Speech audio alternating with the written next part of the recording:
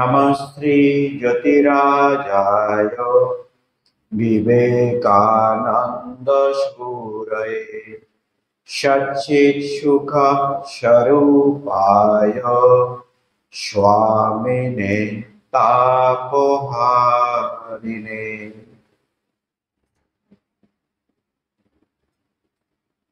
আমরা স্বামী শিষ্য সংবাদ পাঠ ও অনুধান করছি। শরৎচন্দ্র চক্রবর্তীর সংকলিত স্বামীজির উপরে যে বই, তার নবম পল্লী পাঠ করব। নবম পল্লী স্বামী শিষ্য সংবাদ, স্থান কলিকাতা, বর্ষ 1897 খ্রিস্টাব্দ, মার্চ ও এপ্রিল। এই সময় আজকের যে বিষয়টি নিয়ে স্বামীজির সঙ্গে শিষ্যের স্মৃতি আলোচনা এই বইতে তুলে ধরেছেন, সেটা নারী শিক্ষাকে কেন্দ্র করে, স্ত্রী শিক্ষাকে কেন্দ্র করে।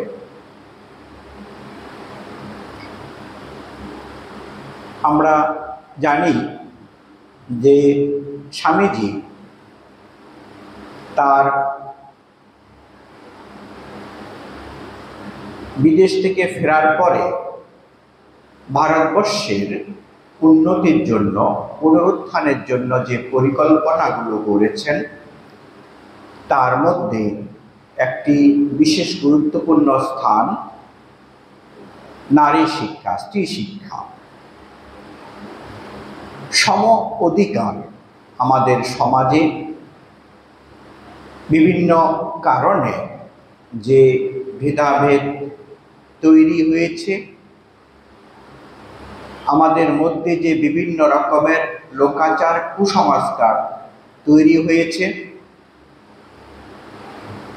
যেটা আমাদের সমাজকে ক্রমে ক্রমে অন্ধকারের দিকে নিয়ে গেছে, উন্নতিকে রোধ করেছে, সেই দিকগুলোকে স্বামীজি গুরুত্ব দিয়েছেন এবং তার প্রতিকারও আমাদের জন্য দিয়ে গেছে। আজকে সেই বিষয়টার মধ্যে স্ত্রী শিক্ষাকে নিয়ে তার মতামত আমরা জানব। কিছু অংশ আমরা সংকলিত অংশ পাঠ করব। স্বামীজি আমেরিকা হইতে ফিরিয়া আসিয়া কয়েকদিন যাবৎ কলিকাতাতেই অবস্থান করিতেছেন। বাগবাজারের বলরাম বসুর বাটিতে রহিয়াছেন। মধ্যে মধ্যে পরিচিত ব্যক্তিদিগের বাটিতেও ঘুরিয়া বেড়াইতেছেন। আজ প্রাতে শিষ্য স্বামীজির কাছে আসিয়া দেখিল স্বামীজি ওইরূপে বাহিরে যাইবার জন্য প্রস্তুত হইয়াছেন। শিষ্যকে বলিলেন, চল আমার সঙ্গে যাবি। বলিতে বলিতে স্বামীজি নিচে নামিতে লাগিলেন। শিষ্য পিছু পিছু চলিল। একখানি ভাড়াটিয়া গাড়িতে তিনি শিষ্য সমবিহারে উঠিলেন। গাড়ি দক্ষিণ মুখে চলিল। শিষ্য, মহাশয়, কোথায় যাওয়া হইবে? স্বামীজি, চল না, দেখবি খব। এইরূপে কোথায় যাইতেছেন তদ্বিষয়ে শিষ্যকে কিছুই না বলিয়া গাড়ি বিটন সিটে উপস্থিত হইলে কথার ছলে বলিতে লাগিলেন, তোদের দেশে মেয়েদের লেখাপড়া শেখার জন্য কিছুমাত্র চেষ্টা দেখা যায় না। তোরা লেখাপড়া করে মানুষ হচ্ছিস, কিন্তু যারা তোদের সুখ দুঃখের ভাগী, সময়ে সময়ে প্রাণ দিয়ে সেবা করে, তাদের শিক্ষা দিতে, তাদের উন্নত করতে তোরা কি করছিস? শিষ্য, কেন মহাশয়? আজকাল মেয়েদের জন্য কত স্কুল কলেজ হইয়াছে, কত স্ত্রীলোক বিএ এমএ পাশ করিতেছে। স্বামীজি, ও তো বিলাতি ঢঙে হচ্ছে। তোদের ধর্মানুশাসনে, তোদের দেশের মতো চালে কোথায় কটা স্কুল হয়েছে? দেশের পুরুষদের মধ্যেও তেমন শিক্ষা বিস্তার নেই, তা আবার মেয়েদের ভিতর।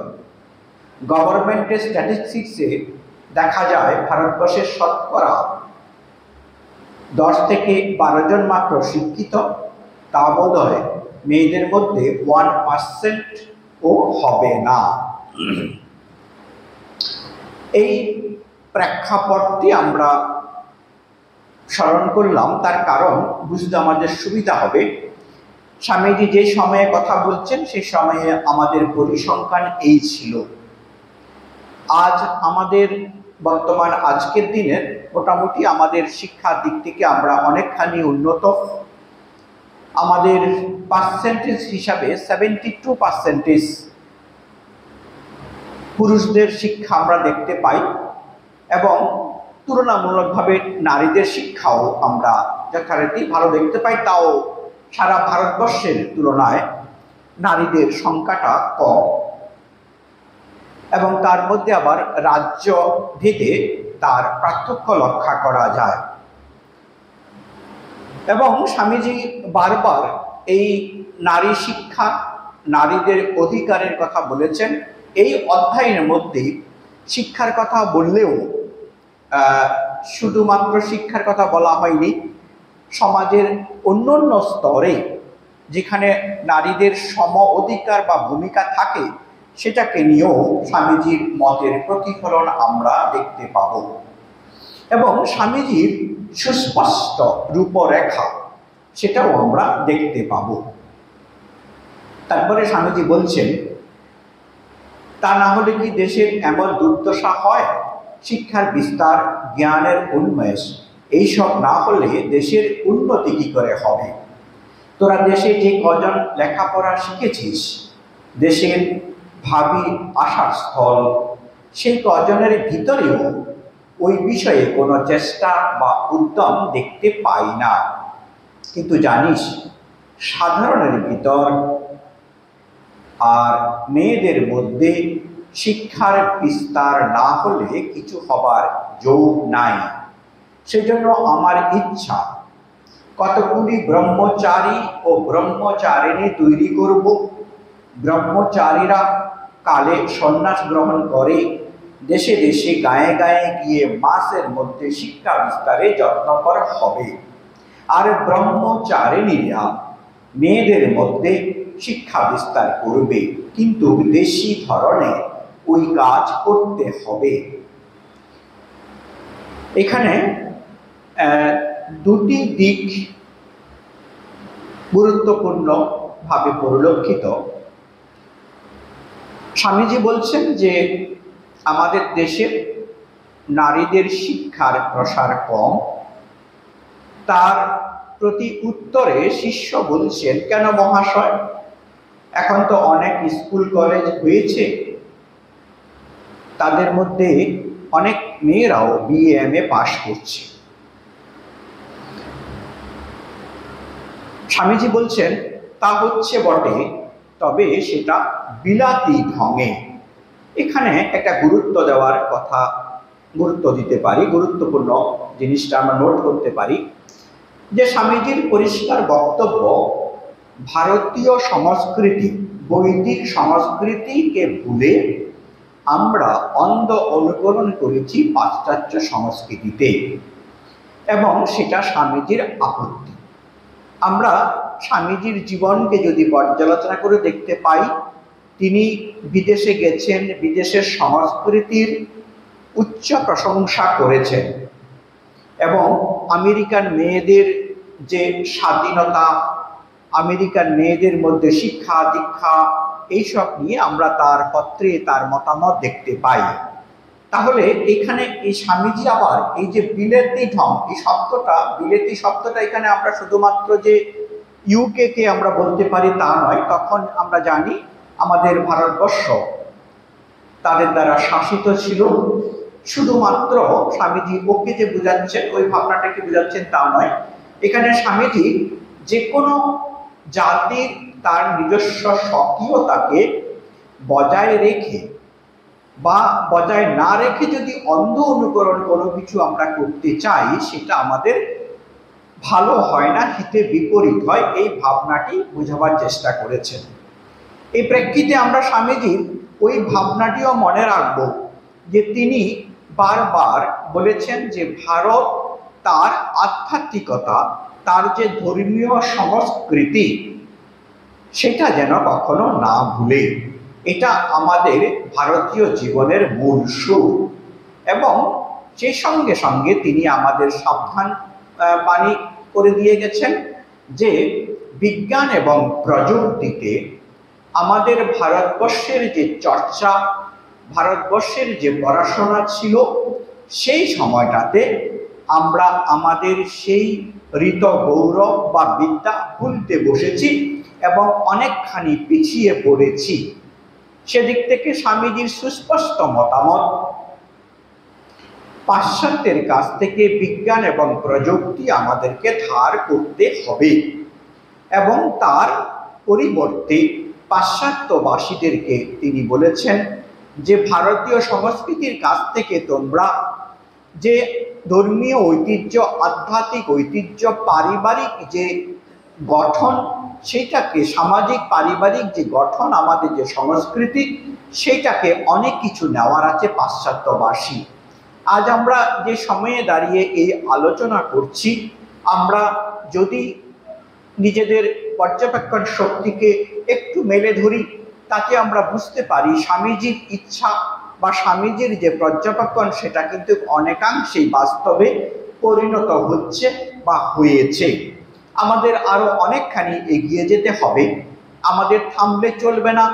আমাদের সমাজের মধ্যে এখনো পর্যন্ত আজ এই মুহূর্তে আমরা যখন এই পাঠ করছি, আমরা জানি একটা অস্থির সময়ের মধ্যে আমরা সমাজের অতিক্রম করছি। আজ 27শে অগাস্ট 2024, এই সময়টা দাঁড়িয়ে আমরা এই কথাটা বলছি, 27 অগাস্ট। তো সুতরাং আমরা কোনো রাজনৈতিক প্রেক্ষিত নিয়ে কথা বলবো না, কিন্তু আমরা এটা সকলেই সমানভাবে স্বীকার করি যে এই সময়ে আমাদের নারীরা এখনো আমাদের সমাজের মধ্যে সুরক্ষা, স্বাধীনতার দিক থেকে পিছিয়ে আছে।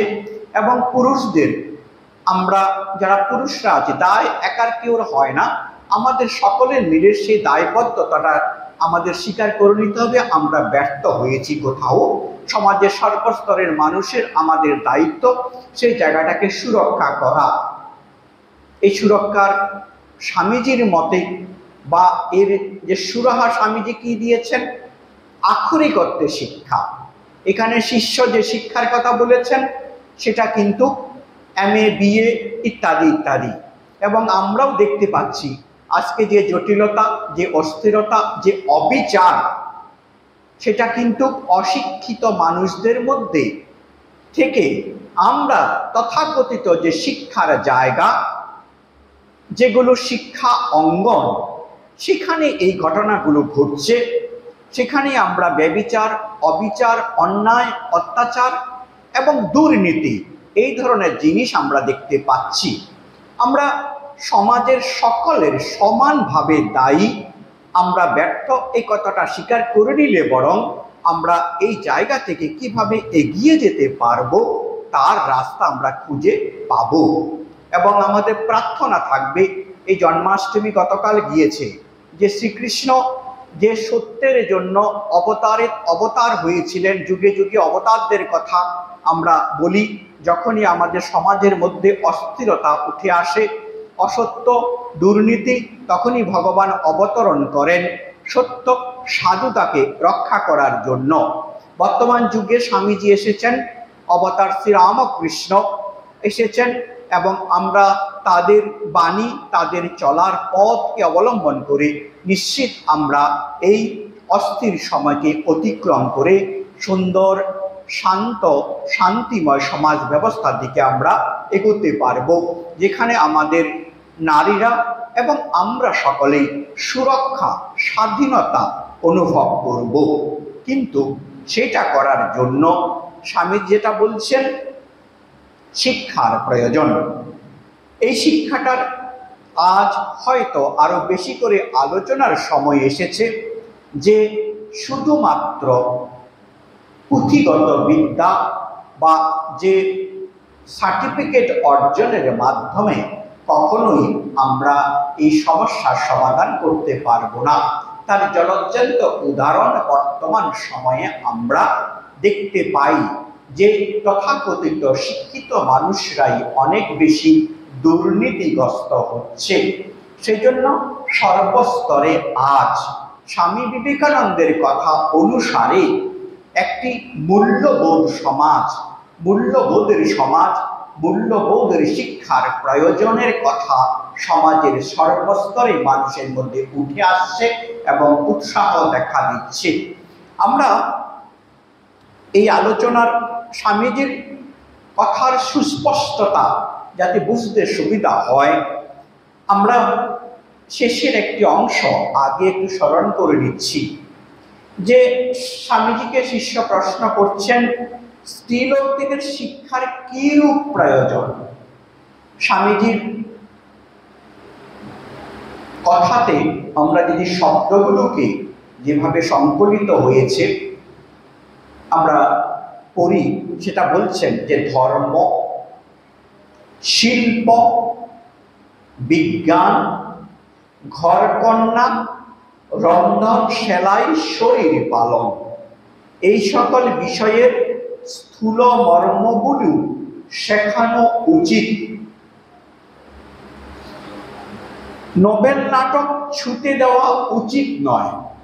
এই বিষয়টা নিয়ে নিশ্চিত আমরা বুঝতে পারি যে আমাদের সমাজের যে ধরনের কন্টেন্ট বা সাবজেক্ট আমাদের মনকে বিচলিত করে, মূল্যহীনতার দিকে, মূল্যবোধবিহীন সমাজের দিকে নিয়ে যায়, সেটার দিকে স্বামীজি নিষেধ করছেন। এবং তারপরে তিনি বলছেন যে কেবল পূজা পদ্ধতি শেখালেই চলবে না, শেখালেই হবে না, সব বিষয়ে চোখ ফুটিয়ে দিতে হবে। মানে সব বিষয়ে, সেখানে ধর্ম থাকবে, শিল্প থাকবে, বিজ্ঞান থাকবে। তারপরে সবচেয়ে গুরুত্বপূর্ণ আদর্শ নারী চরিত্র সকল ছাত্রীদের সামনে সর্বদা উচ্চ ত্যাগরূপ ব্রতে তাদের অনুরাগ জন্মে দিতে হবে।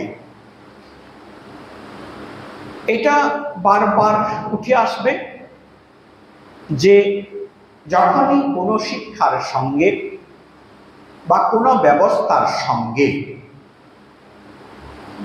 মূল্যবোধ থাকবে না, তখনই সে শিক্ষা ব্যবস্থা সম্পূর্ণভাবে সফল হবে না। এটি ইতিহাস থেকে আমরা দেখে বুঝে নিতে পারি। এই বিষয়ে আমাদেরকে বারবার সাবধান হতে হবে যে মূল্যবোধের শিক্ষা, মূল্যবোধের শিক্ষা, মূল্যবোধের শিক্ষা। বিজ্ঞান, প্রযুক্তি এবং অঙ্ক, বিজ্ঞান, শিল্প, অন্যান্য বিষয়ে আমরা নিশ্চয়ই শিখব, নিশ্চয়ই শিখতে হবে। এবং জ্ঞানের কোনো শাখা আমাদের বাদ দেওয়া যাবে না, সমস্ত শাখাটুকুই আমাদের শিখতে হবে নিশ্চিত। এবং সেই সঙ্গে সঙ্গে আমাদেরকে তরলমতি শিশু, তরলমতি ছাত্রছাত্রীদের কাছে স্বামীজির সাবধান বাণী যে সেই সময়ে প্রাপ্তবয়স্কদের জন্য যে ধরনের বিষয় আছে সেগুলো তখন যাতে তাদের হাতে আমরা তুলে না দিই, তাতে তাদের মধ্যে সে সময়ে সঠিকভাবে কোনটা ঠিক কোনটা ঠিক নয় সে সিদ্ধান্ত নেওয়ার মতো বয়স তাদের হয় না। স্বামীজি সেজন্য বলছেন যে ছাত্রছাত্রীদের ক্ষেত্রে যে প্রাপ্তবয়স্কদের যে বিষয় সেগুলো তুলে দেওয়া যাবে না, এবং দিলেও তার মধ্যে একটা পরিবেশ সৃষ্টি করতে হবে এবং সেটা যাতে ঠিকভাবে তারা গ্রহণ করতে পারে তার জন্য আমাদেরকে খুবই সচেতন হতে হবে। আমরা আবার স্বামীজির অংশটুকু আমরা করছি, পরের অংশ। শিক্ষিতা ও সচ্চরিত্রা ব্রহ্মচারিণীরা ওই সকল কেন্দ্রে মেয়েদের শিক্ষার ভার নেবে। পুরাণ, ইতিহাস, গৃহকার্য, শিল্প, ঘরকন্যার নিয়ম, আদর্শ চরিত্র গঠনের সহায়ক নীতিগুলি, আদর্শ চরিত্র গঠনের সহায়ক নীতিগুলি বর্তমান বিজ্ঞানের সহায়তায়, এটা ইম্পর্টেন্ট, যে আমাদের বর্তমানের যে সায়েন্স অ্যান্ড টেকনোলজি সঙ্গে নিতে হবে, সহায়তা শিক্ষা দিতে হবে, ছাত্রীদের ধর্মপরায়ণ ও নীতিপরায়ণ করতে হবে, কালে যাতে তারা ভালো গিন্নি তৈরি হয় তাই করতে হবে। এখানে আমাদের বুঝতে হবে যাতে তারা সুসন্তানের মা হতে পারে, স্বামীজি ওই কথাটিকে ইঙ্গিত করেছেন, এবং যাতে আমাদের সুস্থ সুন্দর নীতিবান নাগরিক তৈরি হয় সেই জায়গাটার কথা তিনি বলছেন। কারণ তার পরের লাইনে তিনি বলছেন, ওই সকল মেয়েদের সন্তান সন্ততিগণ পরে ওই সকল বিষয়ে আরো উন্নতি লাভ করতে পারবে। যাদের মা শিক্ষিতা ও নীতিপরায়ণা হন তাদের ঘরে বড় লোক জন্মায়।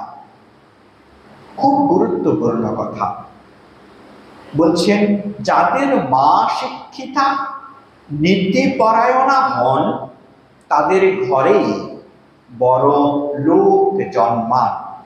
এটি কত গুরুত্বপূর্ণ মায়েদের বা মেয়েদের ক্ষেত্রে, যে আমরা যদি চাই সুনাগরিক, আমরা যদি চাই ভালো মানুষ সমাজে বৃদ্ধি পাক, সবচেয়ে গুরুত্বপূর্ণ মেয়েদের এবং মায়েদের ভূমিকা। স্বামীজি স্পষ্ট করে বলছেন যে সমাজে আমরা যদি ভালো মানুষ চাই, বড় মানুষ চাই বা মহাপুরুষদের জন্ম চাই, সেটা একমাত্র শিক্ষিতা নীতিপরায়ণ মায়েদের ক্ষেত্রেই জন্মায়। এবং ইতিহাসের দিকে তাকালেও আমরা দেখতে পাই সমাজে যে মহাপুরুষরা জন্মগ্রহণ করেন তাদের মায়েরা বেশিরভাগ ক্ষেত্রে শিক্ষিতা নীতিপরায়ণা হন, এটা ইতিহাস সাক্ষী। তারপরে স্বামীজি খুব দুঃখ এবং আক্ষেপ করে বলছেন, মেয়েদের তোরা এখন যেন কতগুলো ম্যানুফ্যাকচারিং মেশিন করে তুলেছিস। রাম রাম, এই কি তোদের শিক্ষার ফল হলো? মেয়েদের আগে তুলতে হবে, মাসকে জাগাতে হবে, তবে দেশের কল্যাণ, ভারতের কল্যাণ। এই নিচের অংশটুকু কিন্তু আমাদের বর্তমান আজকের দিনের ভারতবর্ষেও আমরা এই সমস্যা থেকে মুক্ত হতে পারিনি।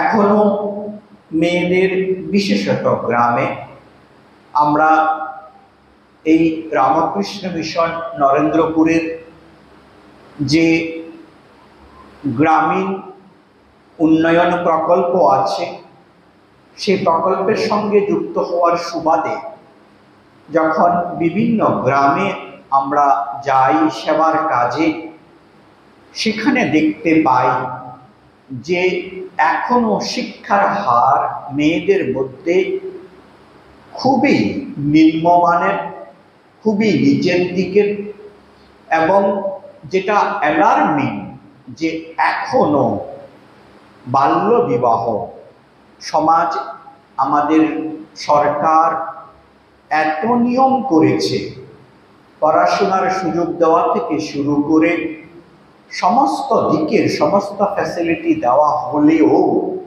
সচেতনতার অভাবে এখনো মেয়েদের পড়াশোনা শেষ করার আগেই বিবাহ দিয়ে দেওয়া হচ্ছে, এবং বাল্যবিবাহ দেওয়ার ফলে তার যে ধরনের কুফল আসা উচিত, সমস্ত রকমের কুফল, এবং পরবর্তী প্রজন্ম, তাদের কাছ থেকে যে প্রজন্ম আসছে তারাও সুন্দর সুস্থ প্রজন্ম তৈরি হচ্ছে না।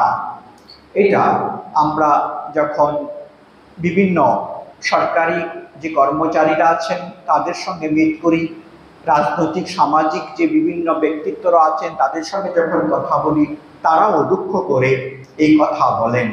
সমাজের সর্বস্তরের মানুষ এই বিষয় নিয়ে কাজ করলেও এখনো আমরা পূর্ণভাবে এ থেকে মুক্ত হতে পারিনি। গাড়ি এবার কর্নওয়ালি স্ট্রিটের ব্রাহ্ম সমাজ ছাড়াইয়া অগ্রসর হইতেছে। দেখিয়া গারোয়ানকে বলিলেন, চোরাবাগানের রাস্তায় চল। গাড়ি যখন ওই রাস্তায় প্রবেশ করিল, স্বামীজি শিষ্যের নিকট প্রকাশ করিলেন, মহাকালী পাঠশালার স্থাপন কর্ত্রী তপস্বিনী মাতা তাহার পাঠশালা দর্শন করিতে আহ্বান করিয়া তাহাকে চিঠি লিখিয়াছিলেন। ওই পাঠশালা তখন চোরাবাগানে রাজেন্দ্র মল্লিক মহাশয়ের বাড়ির কিছু পূর্ব দিকে একটি দোতলা ভাড়াটিয়া বাড়িতে ছিল। গাড়ি থামিলে দুই চারজন ভদ্রলোক তাকে প্রণাম করিয়া উপরে লইয়া গেলেন এবং তপস্বিনী মাতা দাঁড়াইয়া স্বামীজিকে অভ্যর্থনা করিলেন। অল্পক্ষণ পরেই তপস্বিনী মাতা স্বামীজিকে সঙ্গে করিয়া একটি ক্লাসে লইয়া গেলেন। কুমারীরা দাঁড়াইয়া স্বামীজিকে অভ্যর্থনা করিল এবং মাতাজির আদেশে প্রথমত শিবের ধ্যান সুর করিয়া আবৃত্তি করিতে লাগিল। পরে কিরূপ প্রণালীতে পাঠশালা পূজাদি শিক্ষা দেওয়া হয় মাতাজির আদেশে কুমারীগণ তাহাই করিয়া দেখাইতে লাগিল। স্বামীজিও উৎফুল্ল মনে ওই সকল দর্শন করিয়া অন্য এক শ্রেণীর ছাত্রদিকে দেখিতে চলিলেন। বৃদ্ধা মাতাজি স্বামীজির সঙ্গে সকল ক্লাস ঘুরিতে পারিবেন না বলিয়া স্কুলের দুই তিনটি শিক্ষককে আহ্বান করিয়া সকল ক্লাস ভালো করিয়া স্বামীজিকে দেখাইবার জন্য বলিলেন। অনন্তর স্বামীজি সকল ক্লাস ঘুরিয়া পুনরায় মাতাজির নিকটে ফিরিয়া আসিলে তিনি একজন কুমারীকে তখন ডাকিয়া আনিলেন এবং রঘুবংশের ৩য় অধ্যায়ের প্রথম শ্লোকটি ব্যাখ্যা করিতে বলিলেন। ছাত্রীটিও সংস্কৃতে উহার ব্যাখ্যা করিয়া স্বামীজিকে শুনাইল। স্বামীজি শুনিয়া সন্তোষ প্রকাশ করিলেন এবং স্ত্রী শিক্ষা প্রচারকল্পে মাতাজির অধ্যাবসায় ও যত্নপরতার এতদূর সাফল্য দর্শন করিয়া তাহার ভূয়সী প্রশংসা করিতে লাগিলেন। মাতাজি তাহাকে বিনীতভাবে বলিলেন, আমি ভগবতী জ্ঞানে ছাত্রীদের সেবা করিয়া থাকি, নতুবা বিদ্যালয় করিয়া যশ লাভ করিব বা অপর কোনো উদ্দেশ্য নাই। বিদ্যালয় সম্বন্ধীয় কথাবার্তা সমাপন করিয়া স্বামীজি বিদায় লইতে উদ্যোগ করিলে মাতাজি স্কুল সম্বন্ধে মতামত লিপিবদ্ধ করিতে দর্শকদিগের জন্য নির্দিষ্ট বহিখানিতে স্বামীজিকে মতামত লিখিতে বলিলেন।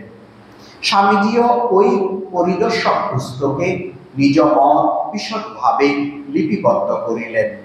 লিখিত বিষয়ের শেষ চর্চাটি শিষ্যের এখনো মনে আছে, তাহা এই, the movement is in the right direction. আমরা এইখানে স্মরণ করতে পারি স্বামীজির নারী শিক্ষার যে রূপরেখার মধ্যে ব্রহ্মচারী এবং ব্রহ্মচারিণীদের কথা বলা হচ্ছে। আমরা জানি স্বামীজির ইচ্ছা এবং নির্দেশ অনুসারে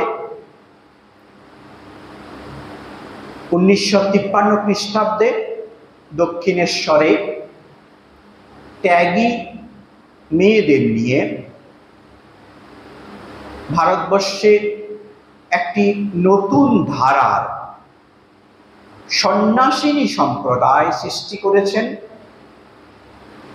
এবং সেটা ঐতিহাসিক দিক থেকে একটি বিশেষ গুরুত্বপূর্ণ দিক।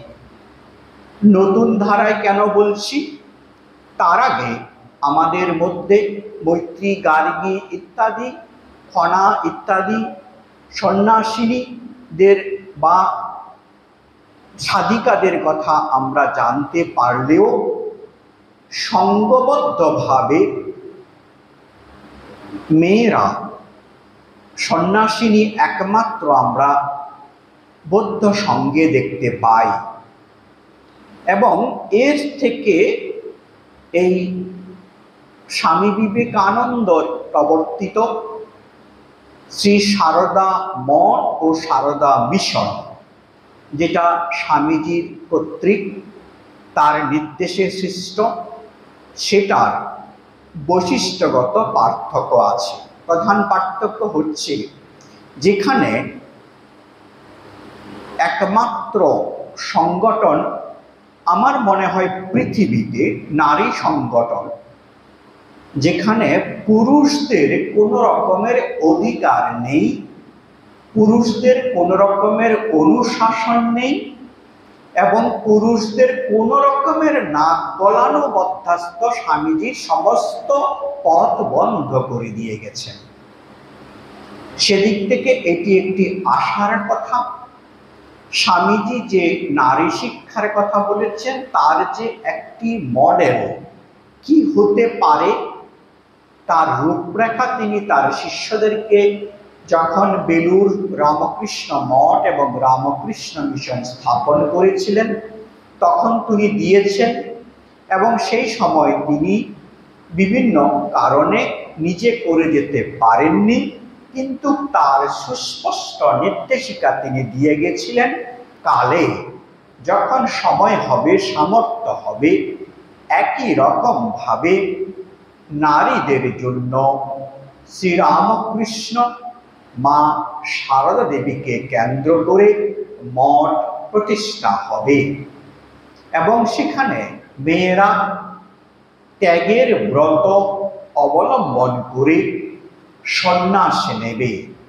এবং একই ধারাতে, যেই ধারাতে রামকৃষ্ণ মঠ এবং মিশন চলছে, কি সে ধারা না শিব জ্ঞানে জীবের সেবা, শিব জ্ঞানে জীবের সেবা, আত্মনমোক্ষার্থং জগদ্ধিতায় চ, নিজের মুক্তি এবং জগতের কল্যাণ এবং জীবকে শিব জ্ঞানে পূজা করার যে ধারা, একই ধারা অবলম্বন করে তারা নিজেদের জীবনের মুক্তির সাধনা করবেন এবং সেই সঙ্গে সঙ্গে সমাজের শিক্ষা থেকে সমাজের সর্বস্তরের নারীদের জন্য প্রধানত এবং সমাজের অন্য স্তরের সমস্ত ক্ষেত্রে তারা কাজ করবেন।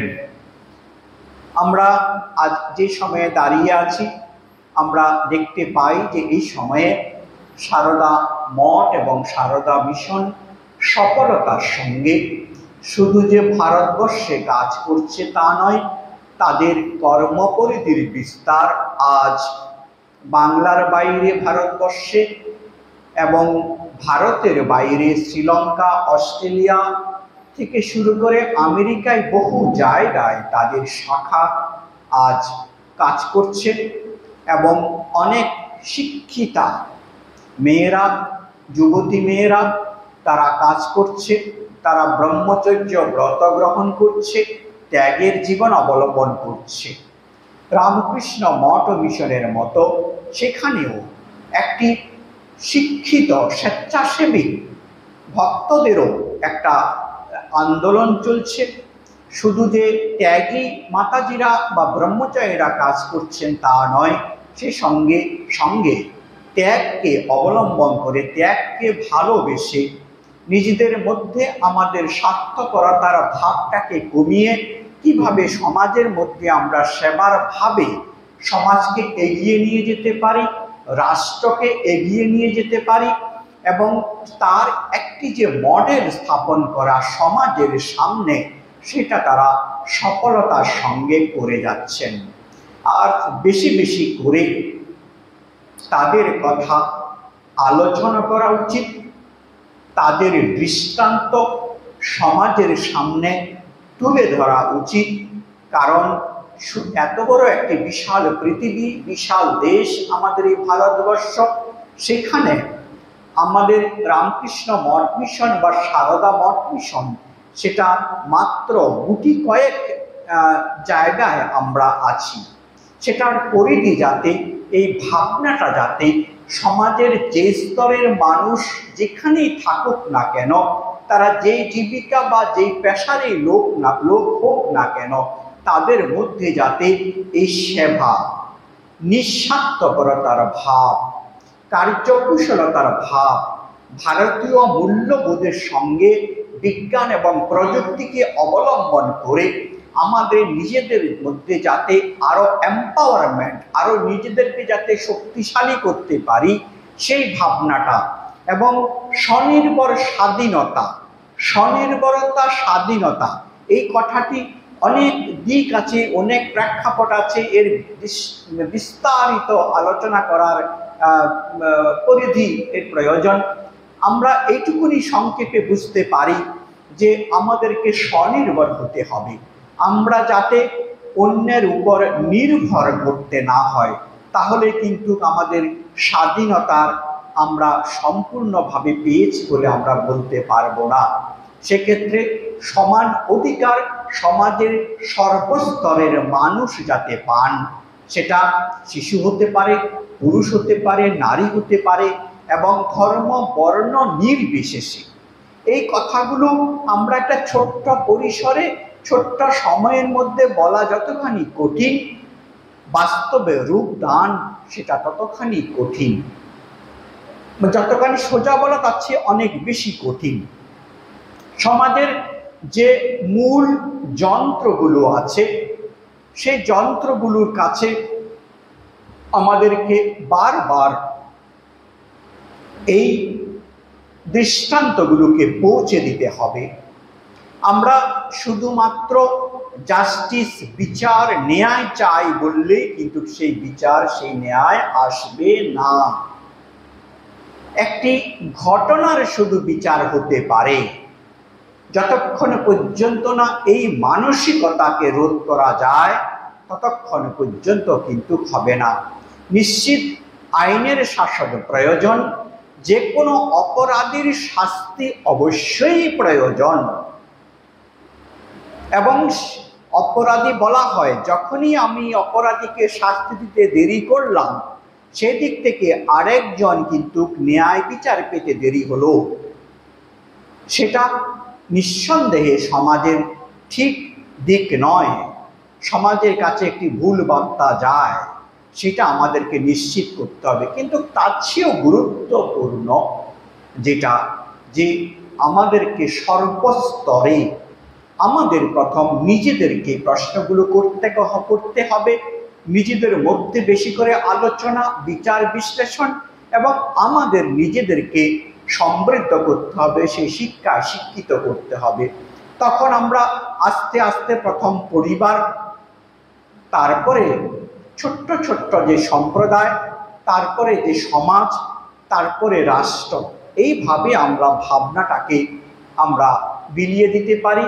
আমাদের এই যে স্বামীজির যে মেসেজ, এটাকে আমরা পৌঁছে দিতে পারি। এইভাবেই আমাদের সমাজের সকলকে সচেতনতার ভাবে কাজ করতে হবে। কখনো কখনো বিশেষ একটি ঘটনাকে কেন্দ্র করে একটি বিশেষ আন্দোলন, বিশেষ মুহূর্ত আমাদের জীবনে উপস্থিত হতে পারে, আগেও হয়েছে, এখনো হচ্ছে, ভবিষ্যতেও হবে।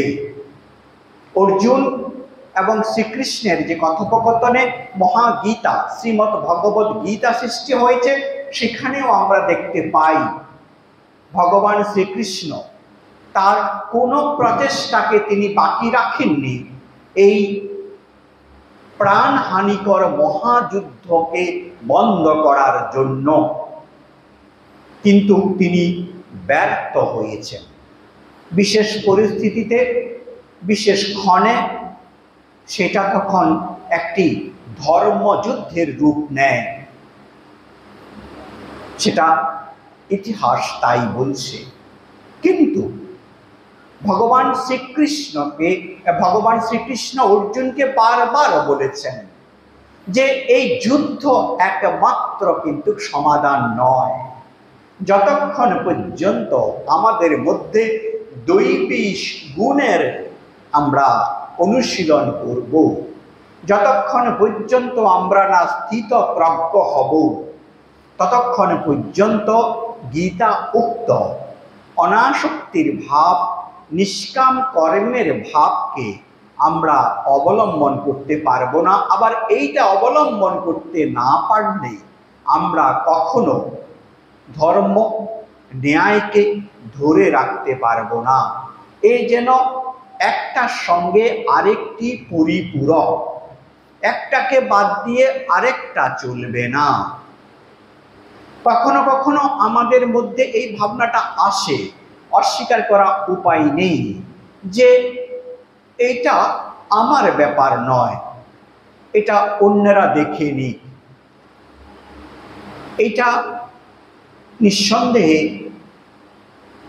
ঠিক নয়, কারণ প্রাথমিক ভাবনা, প্রাথমিক সূত্রপাত থেকেই যদি এই সমস্যাগুলোর সমাজের যারা নির্ণায়ক স্তরে আছেন তারা সেগুলোকে সমাধান করে দেন, তাহলে সেটা অনেক সহজেই সমাধান তার হয়ে যায়।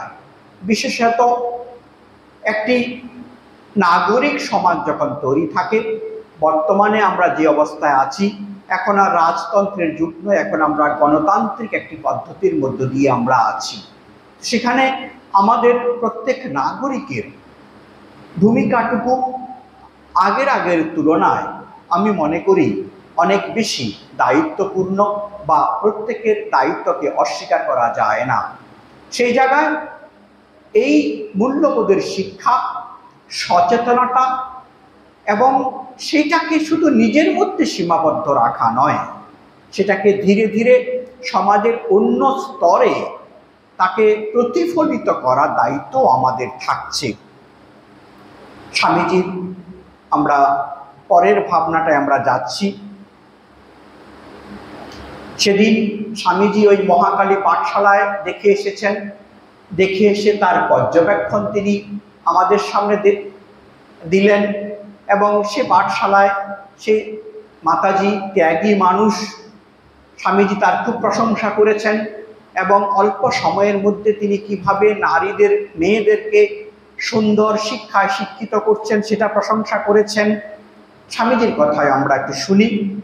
স্বামীজি বলছেন যে কোথায় ওনার জন্ম, সর্বস্ব ত্যাগী, তবু লোকহিতের জন্য কেমন যত্নবতী। স্ত্রীলোক না হলে কি ছাত্রীদের এমন করে শিক্ষা দিতে পারে? সবে দেখলুম ভালো, সবই ভালো দেখলুম, কিন্তু ওই যে কতগুলি গৃহী পুরুষ মাস্টার রয়েছে, ওইটি ভালো বোধ হলো না। শিক্ষিতা বিধবা ও ব্রহ্মচারিণীগণের উপরেই শিক্ষার ভার সর্বদা রাখা উচিত। এই দেশে স্ত্রী বিদ্যালয়ের পুরুষ সংসদ একেবারেই না রাখা ভালো। এই স্বামীজির মত। স্বামীজি তার সব কিছু ভালো লেগেছে, এবং আমাদের এই পুরুষ শাসিত সমাজ, স্বামীজি যে সময়ে ছিলেন সেই সময়ে স্বামীজি পুরুষ শাসিত সমাজেরই একটি অংশ। তিনি সর্বাত্মে চাইছেন সম অধিকার, সম বন্টন, এবং চাইছেন যে যাতে ওই শিক্ষার মধ্যে কোনো রকমের কামনা বাসনা, কোনো রকমের জাগতিক ভাবনা ঢুকে সে পবিত্র পরিবেশ যাতে নষ্ট না করে, সেজন্য তিনি চাইছেন যে সেখানে সব ভালো দেখলাম, কিন্তু ওই ওয়ার্ডেন, যা বলা আমাদের ভাষা যদি বলতে পারি, যে বা শিক্ষক রাখা হয়েছে কিছু পুরুষ, স্বামীজির একেবারেই পছন্দ নয়। তিনি কি চাইছেন যে যারা শিক্ষিতা বিধবা অথবা ব্রহ্মচারিণীরা আছেন তাদের উপর দিলে ভালো। এর কারণ কি না, তারা অনেকাংশেই নিঃস্বার্থপর, ত্যাগী, নির্ঝঞ্ঝাট হন, সেটার কথা তার স্বামীজি বলেছেন। ব্রহ্মচারীদের কথা অবশ্যই বলেছেন, এবং বলছেন যে মেয়েদের স্কুলে পুরুষ টিচারদের না রাখাই ভালো, স্বামীজির মত। তারপর স্বামীজি এর প্রশ্ন করছেন শিষ্য, কিন্তু মহাশয়, গার্গী, খনা, লীলাবতীর মতো গুণবতী শিক্ষিকা স্ত্রীলোক দেশে এখন পাওয়া যায় কই? স্বামীজি, দেশে কি কখনো ওইরূপ স্ত্রীলোক নাই? এই সীতা সাবিত্রীর দেশ। পুণ্যক্ষেত্র ভারতে এখনো মেয়েদের যেমন চরিত্র, সেবাভাব, স্নেহ, দয়া, তুষ্টি ও ভক্তিভাব দেখা যায়, পৃথিবীর কোথাও তেমন দেখলুম না। ও দেশে মেয়েদের দেখে আমার অনেক সময় স্ত্রীলোক বলেই বোধ হতো না। ঠিক যেমন পুরুষ গাড়ি চালাচ্ছে, অফিসে বেরোচ্ছে, স্কুলে বেরোচ্ছে, প্রফেসরি করছে, একমাত্র ভারতবর্ষে মেয়েদের লজ্জা, বিনয় প্রভৃতি দেখে চক্ষু জোড়ায়। এমন সব আধার পেয়েও তোদা এদের উন্নতি করতে পারলি নে? এদের ভিতর জ্ঞানালোক দিতে চেষ্টা করলি নে? ঠিক শিক্ষা পেলে এদের আদর্শ স্ত্রীলোক হতে পারে, আইডিয়াল হতে পারে। আমাদের স্বামীজির ভাবনাকে বুঝতে গেলে বুঝতে হবে, স্বামীজি যখন যে ভাবনায় কথা বলেন সেটার উপর তিনি গুরুত্ব দেন। এবং আমরা চিঠিতে আমেরিকান সমাজের মেয়েদের কথা, প্রশংসার কথা বুড়ি ছত্রে আমরা পাই, তাদের স্বাধীনতার কথা। কিন্তু আমরা যতখানি বুঝতে পারছি এই বই থেকে, সেই জন্য স্বামীজির ভাবনাকে বুঝতে গেলে একটি মাত্র গ্রন্থকে আমরা অবলম্বন করি না। আমরা স্বামীজির পত্রাবলী পড়ব, স্বামীজির নিজের বক্তৃতাগুলো পড়ব, এবং স্বামীজির চিঠি থেকে শুরু করে যেগুলো আছে। সুতরাং আমরা এখান থেকে কোনোভাবে যেন এই ভুল ভাবনা না যায় যে স্বামীজি আধুনিকরণের বিপক্ষে ছিলেন, সেটা মোটেই না। আমরা স্বামীজির আমেরিকান মেয়েদের বা স্বামীজি যাদেরকে বিদেশ থেকে নিয়ে এসেছিলেন, তার এই কর্মযজ্ঞে যারা অংশ নিয়ে ত্যাগের পথে তারা আত্মত্যাগ করেছে, নিবেদিতাকে শুরু করে, ক্রিস্টিন থেকে শুরু করে, এবং যারা ম্যাকলাউড থেকে শুরু করে অনেকে যারা এসছেন, আমরা জানি তাদের কথা। স্বামীজি এখানে যে গুণটির কথা এখানে গুরুত্ব দিয়ে বলছেন সেটা হচ্ছে লজ্জা এবং বিনয়। এই লজ্জা একটি আমরা মায়ের জীবনেও পাই। এটি একটি ভূষণ, যেটা স্বামীজি মনে করছেন যেটা মেয়েদের ক্ষেত্রে প্রয়োজন আছে। বিনয় স্বামীজির ধারা, এই দুটি কোয়ালিটির কথা হয়তো অন্য দেশের মেয়েদের তিনি কম দেখেছেন। সেটা তার স্থান, কাল, পাত্র ভেদে তার পার্থক্য হতেই পারে, সেটার কথা তিনি বলছেন। শিষ্য, মহাশয়, মাতাজি ছাত্রটিকে যেভাবে শিক্ষা দান দিতেছেন তাহাতে কি ঐরূপ ফল হবে? ওই সকল ছাত্রীরা বড় হইয়া বিবাহ করিবে এবং উহার অল্পকাল পরেই অন্য সকল স্ত্রীলোকের মতো হইয়া যাইবে। মনে হয় ইহাদিগকে ব্রহ্মচর্য অবলম্বন করাইতে পারিলে তবে ইহারা সমাজের এবং দেশের উন্নতিকল্পে জীবন উৎসর্গ করিতে এবং শাস্ত্রোক্ত আদর্শ লাভ করিতে পারিত। স্বামীজি বলছেন, ক্রমে সব হবে। দেশে এমন শিক্ষিত লোক এখনো জন্মায়নি যারা সমাজ শাসনের ভয়ে ভীত না হয়ে নিজের মেয়েদের অবিবাহিত রাখতে পারে। এই দেখ না, এখনো মেয়ে 12-13 বছর পেরোতে না পেরোতে লোক ভয়ে, সমাজের ভয়ে বিয়ে দিয়ে ফেলে। এই সেদিন কনসেন্ট সম্মতিসূচক আইন করবার সময় সমাজের নেতারা লাখ লোক জড়ো করে চেঁচাতে লাগলো, আমরা আইন চাই না। সমাজের সময় এবং প্রেক্ষিতে এই ভাবনাগুলো পরিবর্তন হয়। এখানেও আমরা পরিবর্তন, আমাদের নতুন অনেক আইন হয়েছে, সমাজে নতুন সংবিধান তৈরি হয়েছে, সেটা আমরা দেখতে পাচ্ছি। কিন্তু অনেক সমস্যা একই রকম রয়েছে, তার সমাধানগুলোও স্বামীজির যে মতে এখনো একই রকম প্রাসঙ্গিক।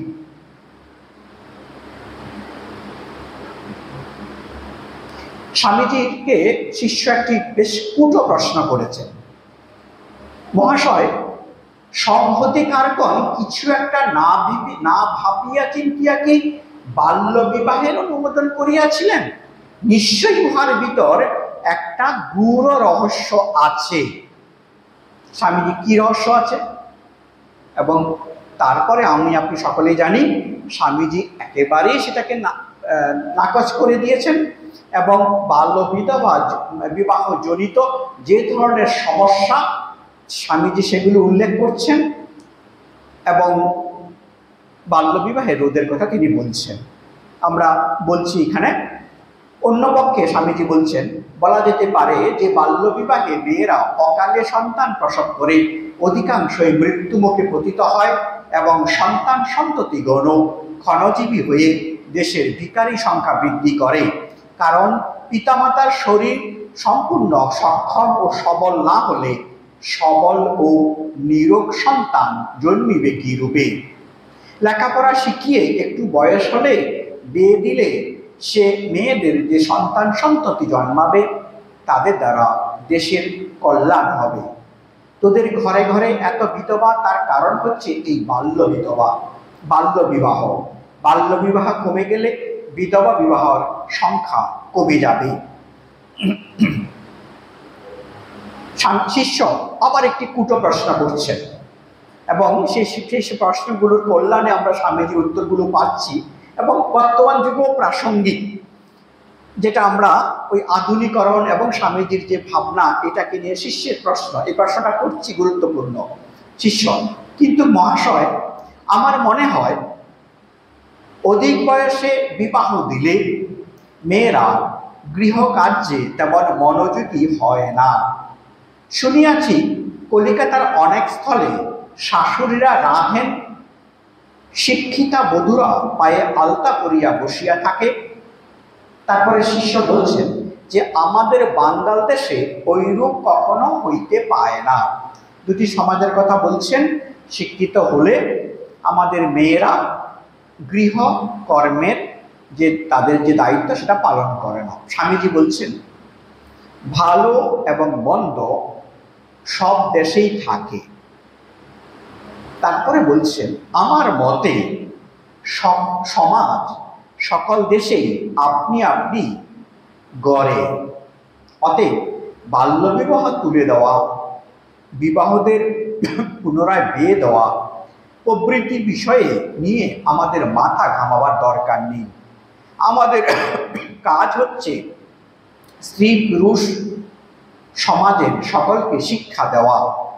সেই শিক্ষার ফলে তারা কোনটি ভালো কোনটি মন্দ সব বুঝতে পারবে ও আপনারা মন্দটা ছেড়ে দেবে।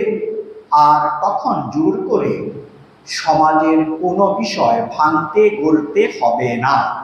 এটা নিয়ে আগেও আলোচনা হয়েছে। সমাজ সংস্কারের বিষয় স্বামীজির সময়ে যে বিষয়গুলো, যে সমস্যাগুলো খুব জটিল আকারে ছিল, এর মধ্যে বাল্য বিবাহ এবং বিধবা বিবাহ। এবং আমরা জানি তখন সমাজে সেই আন্দোলনগুলো চলছিল। আমাদের মধ্যে বিদ্যাসাগর মহাশয় আন্দোলনগুলোর সঙ্গেও যুক্ত ছিলেন। তো স্বামীজির কাছে এরকম অনেক প্রশ্ন যাচ্ছিল। তো স্বামীজি এগুলোকে বলছেন যে বিধবাদের দায়িত্বটা বিধবাদের উপরে ছেড়ে দে, শুধু আমাদের কাজ হচ্ছে বিধবাদেরকে শিক্ষিত করে দেওয়া। বক্তব্য বিষয় যে আমরা সমাজের যদি শিক্ষাটা দায়িত্ব নিয়ে নিই, ঠিক ঠিক শিক্ষা, তাহলে মানুষ নিজেই বুঝতে পারবে কোনটা ভালো কোনটা মন্দ এবং তারা সেই মতো সিদ্ধান্ত নেবে। তখন জোর করে কোনো কিছুকে আর ভাঙতে হবে না বা গড়তে হবে না। তারপরেই আমরা আগে যে অংশটি পড়েছিলাম শিষ্যের সেই প্রশ্ন, তাহলে কিরূপ শিক্ষার প্রয়োজন? আমরা প্রায় শেষ লগ্নে এসে পড়েছি।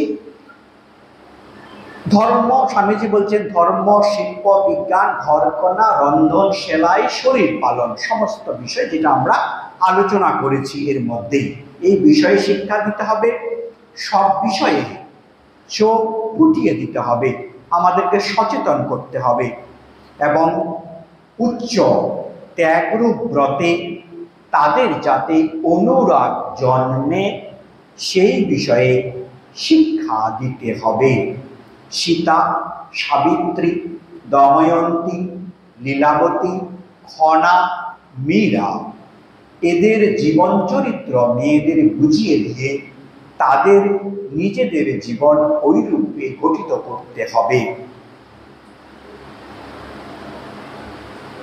গাড়ি এইবার বাগবাজার বলরাম বসু মহাশয়ের বাড়িতে পৌঁছিল।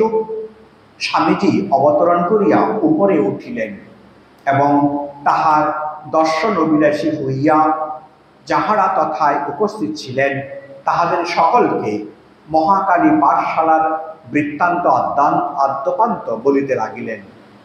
পরে নতুন পতিত রামকৃষ্ণ মিশনের সভ্যদের কি কি কাজ করা কর্তব্য তদ বিষয়ে আলোচনা করিতে করিতে বিদ্যা দান, জ্ঞান দান, শ্রেষ্ঠত্ব বহুদা প্রতিপাদন করিতে লাগিলেন। শিষ্যকে লক্ষ্য করিয়া বলিলেন, এডুকেট এডুকেট, নান্য পন্থা বিদ্যতে অয়নায়, যে শুধু শিক্ষা দে শিক্ষা দে, আর অন্য কোনো রাস্তা নেই, অন্য কোনো মার্গ নেই।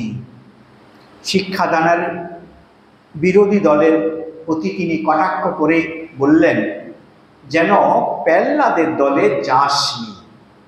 ওই কথার অর্থ জিজ্ঞাসা করায় স্বামীজি বলিলেন, শুনিসনি? ক অক্ষর দেখেই প্রহ্লাদের চোখে জল এসেছিল, তার আর পড়াশোনা করে কি হবে? অবশ্য প্রহ্লাদের চোখে প্রেমে জল এসেছিল, আর মূর্খদের চোখে জল ভয়ে এসে থাকে। ভক্তদের ভিতরেও অনেকে ওই রকম আছে। আমাদের সাবধান করে দিচ্ছেন, মূর্খের দলে আমরা যাতে না ভিড়ি। ওই কথা শুনিয়া সকলে হাস্য করিতে লাগিলেন। স্বামী যোগানন্দজি মহারাজ উপস্থিত ছিলেন। তিনি ওই কথা শুনিয়া বলিলেন, তোমার যখন যেদিকে ঝোঁক উঠবে তার একটা হ্যস্তন্যস্ত না হলে তো আর শান্তি নাই। এখন যা ইচ্ছা হচ্ছে তাই হবে। তার গুরু ভাই যোগানন্দজি মহারাজ তার প্রিয় গুরু ভাতা বিবেকানন্দ সম্বন্ধে তার প্রেমের উক্তি, তোমার যেহেতু ঝোঁক উঠেছে সুতরাং তোমার ইচ্ছাই ফলবতী হবে, তার হ্যস্তন্যস্ত না করে তুমি তো ছাড়বে না। স্বামীজির ইচ্ছা পূর্ণ হোক। আমাদের সমাজের সর্বস্তরে স্বামীজির মতে যেটা যথার্থ শিক্ষা, সেই শিক্ষা প্রসারিত হোক। আমরা আরো সচেতন হই। আমরা সকলকে সম্মান সম অধিকারের ভিত্তিতে যাতে আমাদের জীবনযাপন করে স্বামীজির কাছে এই প্রার্থনা করি, ঠাকুরের কাছে এই প্রার্থনা করি, তিনি আমাদেরকে আশীর্বাদ করুন এবং আমাদেরকে সেই পথে পরিচালিত করুন। আমরা যাতে যথার্থ অর্থে শিক্ষিত হয়ে নিজের সঠিক সিদ্ধান্ত আমরা নিতে পারি। আজকের অনুধ্যান আমরা এখানে শেষ করছি। ওম শান্তি শান্তি শান্তি। হরি ওম তৎসৎ। শ্রী রামকৃষ্ণার্পণমস্তু।